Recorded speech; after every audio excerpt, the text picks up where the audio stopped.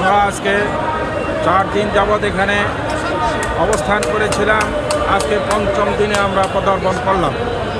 আমাদের 3 দফা দাবি নিয়ে আমরা এখানে রাত্রে ঘুমিয়েছিলাম এবং অনেক কষ্ট খোলা আকাশের নিচে আমরা এখানে বসে রাত্র যাপন করেছি এবং এখানের এক একটি মশার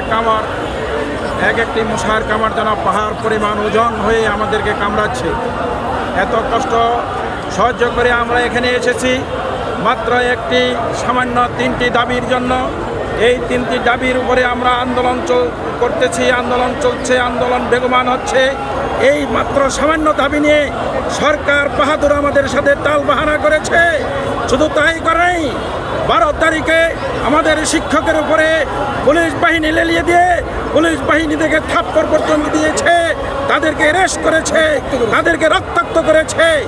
এত কিছুর পরেও সরকার এখন পর্যন্ত আমাদের দাবি মেনে নেবে কিনা আমরা আজও সন্দিহান রয়েছি। এখন যদি আমাদের দাবি আজকের 12টার মধ্যে প্রজ্ঞাপন জারি না করে তাহলে আমাদের কর্মসূচি অন্যদিকে গড়াচ্ছে। সেটা হবে এক দফা এক দাবি,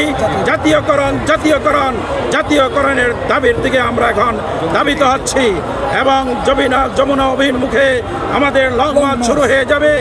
আমরা যেই দাবি নিয়ে আন্দোলন করেছি, যেই দাবি নিয়ে মাঠে নেমেছি, যেই দাবি নিয়ে রক্তাক্ত হয়েছে আমাদের শিক্ষকেরা, যেই দাবি নিয়ে আমাদের শিক্ষক জেল কেটেছে, যেই দাবি নিয়ে আমাদের শিক্ষকের দাড়ি ধরে হেসড়াহেসড়ি করেছে, সেই দাবিকে কোনো মতে আমরা বাস্তবায়ন না করে আমরা ঘরে ফিরব না। আমরা যখন রক্ত দিতে শিখেছি প্রয়োজনে রক্ত আরো দিব, তারপরও আমাদের দাবি আদায় করে আমরা ছাড়বো। আমরা জানি সোজা আঙ্গুলে ঘিয়ে উঠবে না, আমরা আঙ্গুলকে বাঁকা করতে পারি।